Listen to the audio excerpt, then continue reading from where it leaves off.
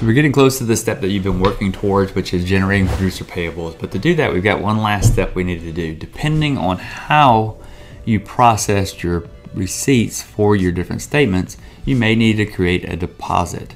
To do so, you can go to accounting. Both of the last two steps are going to be in the accounting section. So you can hover over accounting, and first you can go to receivables if you need to make a deposit. A deposit is going to be where you have unattached receipts that need to be attached somewhere. So you'll come to here and you'll see a list of receipts that are in here that you may potentially need to do something with. You come to here, you're going to click on deposits up here at the very top, and this is going to show you if you got any deposits yet or not. We don't have any yet, so we're going to click on the little button here that says add deposits. Here you're going to enter data that's going to be significant to you and to the statement that you're doing. Let's say that we're still sticking with September. So we're going to do 09, and let's just say we're doing just commission. All right, so we're doing commissions there. And then this is underneath this my own personal agency, the test agency. If you have multiple, then you may select that, or branches.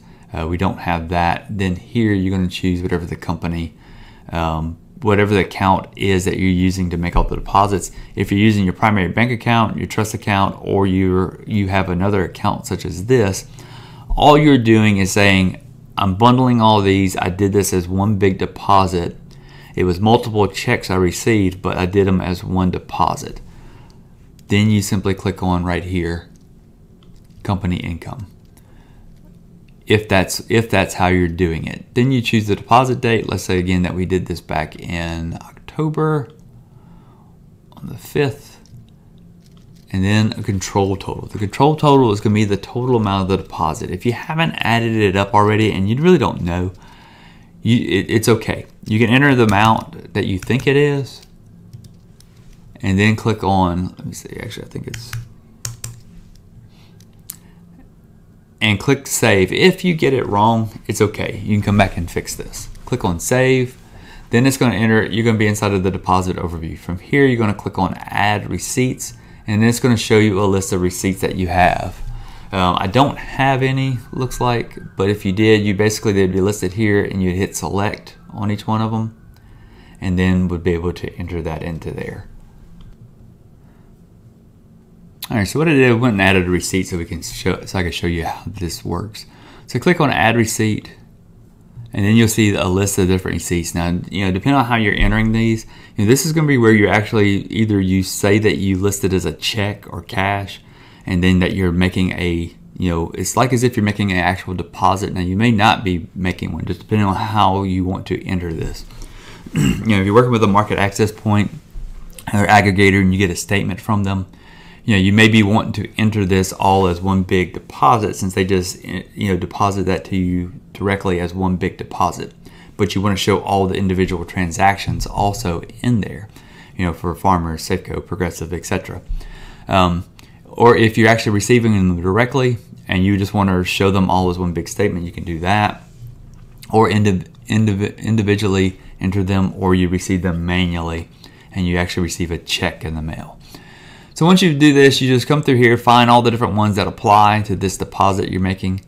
Click the little button next to them. Now you will have to actually click on every one of them. It won't have a button up here to show you where you can click everything.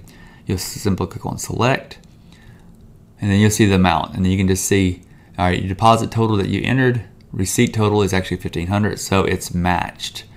So it's matched up the amount. If you make a mistake, you can go back here and correct this here by editing. But once you've done that and it's correct and it's done, you're ready to close it, you simply click on the Actions button and click on Finalize. Then that will take care of that statement, and notice how it shows you the status here is finalized here. That's how you know it's done. Once you finish making the deposits, then you can take this, compare it to all the different deposits you actually made, make sure that these numbers balance. Then you'll come back over to accounting, and then you're going to go to payable, so you can run your producer payable statements now. You'll come to the screen here where it's got checks, write-offs, export checks here, and then these two buttons, auto pay, and then add check. What you're going to do is you're going to click on this button that says Auto Pay. This is going to take care of figuring out the amounts for you automatically. Now what you want to do is you want to pick, you can choose all or through today or through this week, however you want. There's these different options depending on what your needs are. I typically use through today because usually I'm running producer payables. Once I've processed all my statements, I process my statements, close them out, then my deposit, then I take care of producer payables. To make it a little cleaner on you, you can uncheck these different items here. If you only have internal producer, you can only leave that one checked. If you have internal, external, you can leave both of those. I suggest you also click this button here, Paid in Full Only. What that does is, if you remember from a previous step, I said, this is where you will show you actually received the money. So if you only want to pay commissions on policies that you've actually received the money for, then click Paid in Full Only. If you also want to include any sort of credits, that's either endorsements that create a return premium, also return commission, or cancellations. This will automatically pick all those up by simply clicking on Include Credits. Once you've done that, you've chose your date range, you chose external, internal producer, paid in full, include credits, click on the Apply button. This will refresh, update these two here to show you what you actually need to pay your different producers. So we have Bo Pilgrim getting $450. John C. Smith is going to receive $150. You select on all the different ones that you want to pay. If you want to pay everybody, you click here. If you only want to pay a certain person, then you click there. Then depending on how you're paying them, if you're going to do credit EFT, you can click here. Notice it does not give you that option if you didn't select them. Then you can click on the submit. The submit is signifying I've ran this, I've paid this. Then you want to select your bank account you're paying from. Either it's from your primary bank account, your trust account, however it is you're paying your producers, or you could set up something like this, such as producer payable account. Then you simply click on the button, Create Checks. Click that. It'll take only a few moments.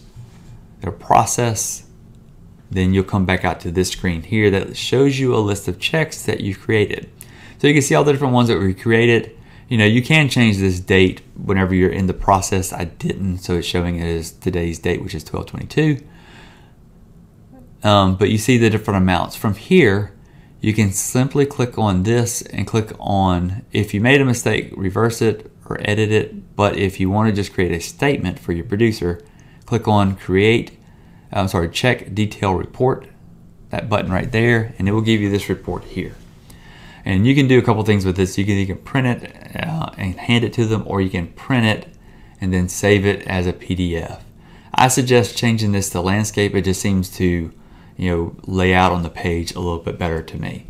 But on the page, you see these different pieces of information, who the payee is. So this is Bo Pilgrim, reference number, what the amount is, and then what the payment date is. And then you'll see a list of transactions, the applicant, policy number, invoice effective date, invoice number, a line item detail here, and then also what the actual amount is for that transaction, and then the total amount here. Now it shows the total here as well as here.